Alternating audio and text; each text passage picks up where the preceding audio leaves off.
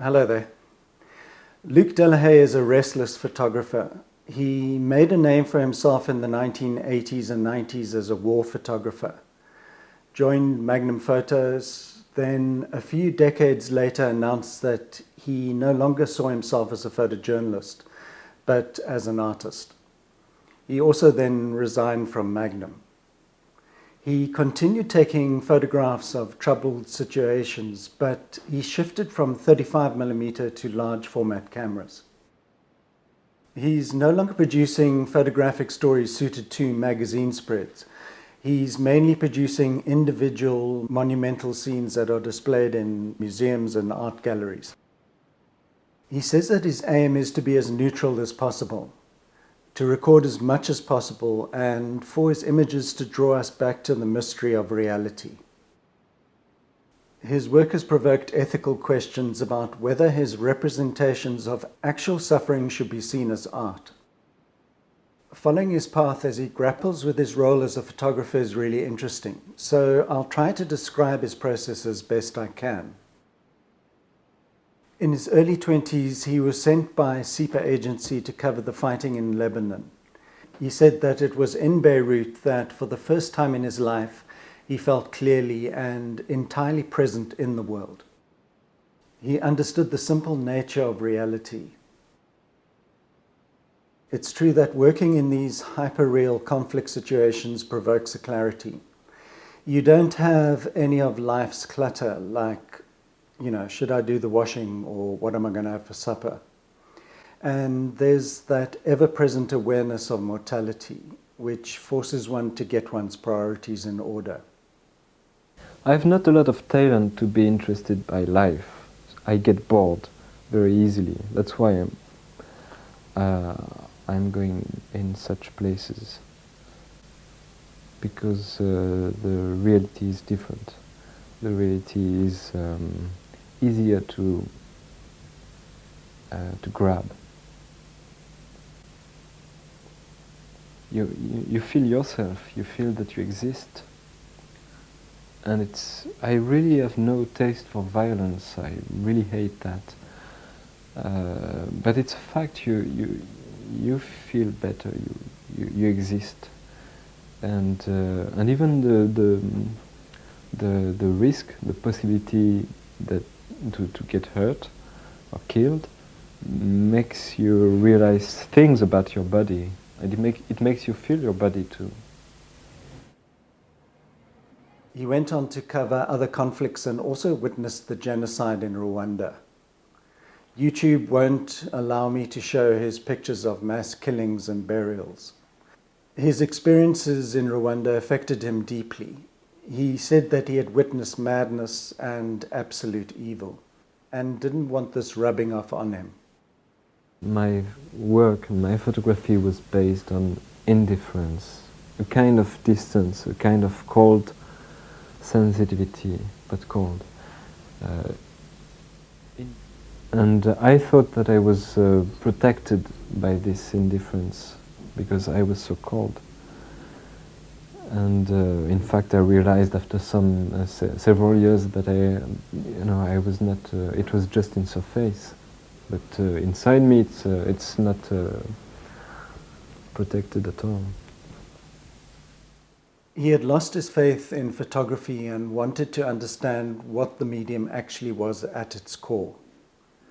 He decided to see what would happen in the photographic process when the photographer is absent, leaving just the subject and the camera. His project's Portraits 1 answered some of these questions and introduced him to the contemporary art world. He would give Parisian vagrants 20 francs each to sit in photo booths and have their pictures taken. The only act as a photographer was to put the coin in the slot, and he also kept the pictures. Alone in the booth, the subjects could feel confident that the machine wasn't judging them. He felt that those who had lost everything in life have nothing to hide. They become naked. The results are intense and revealing about humankind. Delahaye continued this process of trying to remove himself as much as possible from the act of taking a picture. For his series Le Trait, he attempted to, as closely as possible, transform himself into a photo booth. For almost 2.5 years, he secretly photographed his fellow metro riders, controlling the shutter of his camera from his pocket. He had a strict protocol and took each of the photographs in precisely the same way. He would take a picture of whoever entered the frame as the doors of the subway were closing. He said that this approach was a way of reducing his involvement to an absolute minimum. He cropped the images tightly, leaving only the faces and a hint of the subway around them.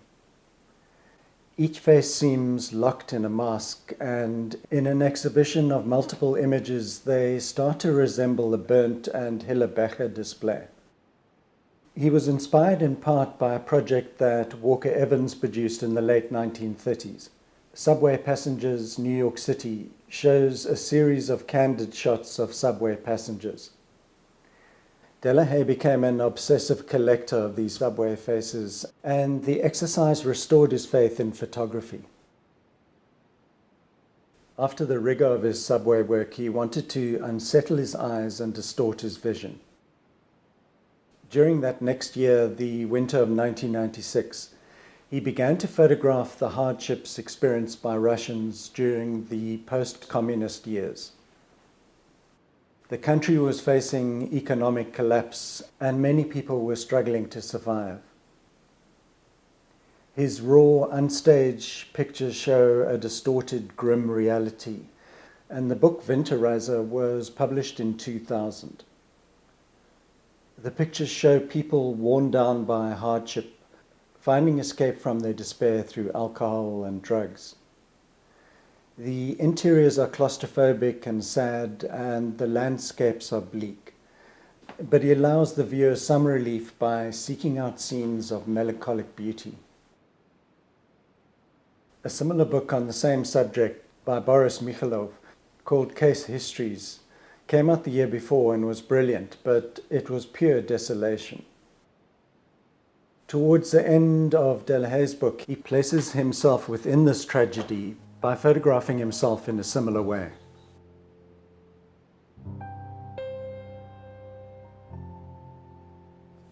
There's no change, you can change you can photograph what you want. It won't change anything. At the maximum it can do is to make a few people realize how it is and how it was. But it's not going to change the condition of the people you have photographed, for sure. In his project History, he took documentary-style panorama photographs with a Technorama 6x17 camera. The images that we see in this series are taken in newsworthy places that we regularly see in newspapers and magazines. They include corpses, blown-up cars, and refugee camps, but the scenes are enlarged to near life-size. His prints present broad scenes that are a contrast to the cropped details of press photographs. He says that he has no style. That is his style. When hung on the wall, they remind one of the work of Andreas Gursky, but the content makes them sit uncomfortably in the art gallery setting. He describes the aim of this work as an attempt to restore the autonomy of the image. He's aiming to integrate all of the elements so that they work together to produce, in his words, a cohesive intelligence. He says that there can't be misunderstandings because he's not saying anything, and they are just there. He says that if they're good enough, then he won't need to justify them afterwards. This photograph, titled Bombing on Taliban Positions 2001, shows a plume of smoke erupting in the background of a wide desertscape. It's essentially a strong landscape photograph, but within that it suggests death and destruction. This photograph speaks volumes. It was taken at a private lunch in Davos, Switzerland during the World Economic Forum. Government and business leaders meet every year and they take on the role of gods as they consider the future of humankind. George Soros sits in the center of this composition and becomes a Christ-like figure in this version of the Last Supper. While the other men wear dark formal suits with identification badges, Soros wears a lighter colored jacket with an open shirt. This informality becomes a sign of his unlimited power. Delahaye began to find the panorama format limiting, and he shifted to a 4x5-inch camera that he operates without a tripod. This allows him to respond to events as they are taking place in an almost photojournalistic manner. In this shot called Libya 2010, looters in Haiti are fleeing or about to flee the scene. The colors are vivid and the red pillar on the left matches the red of one of the looters' t-shirts.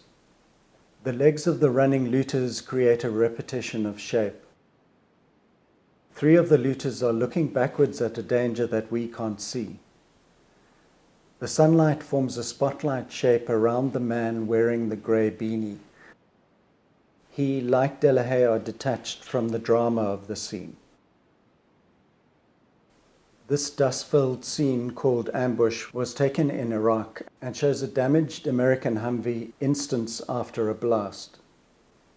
Even though the frame is relatively empty, it's filled with tension. It looks like a soldier is manning the machine gun, and there's another figure disappearing into the far building. One can almost smell the gunpowder and taste the dust.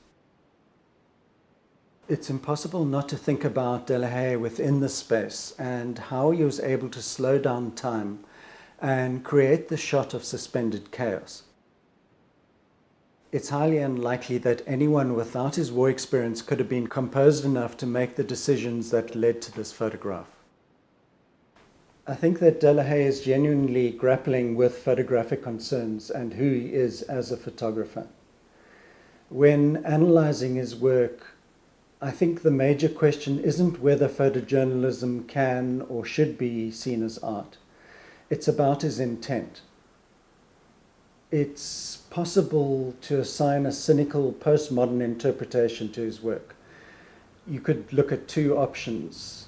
The first is that the scene of suffering is equivalent to, say, any other scene of human interaction. The second is far darker, as it challenges viewers to consider images of human suffering as art in the same way that one would appreciate a bowl of pretty flowers. From everything that I've heard and seen, I don't think that he's doing either. Rather, he seems to be presenting these enlarged scenes of human suffering and allowing us to engage on multiple levels, from the macro to the micro.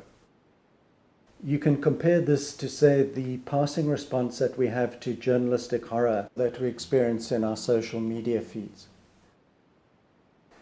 Look, money always complicates this type of issue or discussion. But I think that any photographer who is selling photographs that depict the world beyond themselves is somehow blameworthy. He's photographing the broad landscape of human suffering. And possibly if there was an alternative way of supporting himself beyond the art world, he would probably take it. Actually, the museum space is the perfect place to view his work. It compels one to look at everything and to allow all one's senses to engage. I hope that you enjoyed that work. Thanks for staying with me, and I'll see you next time.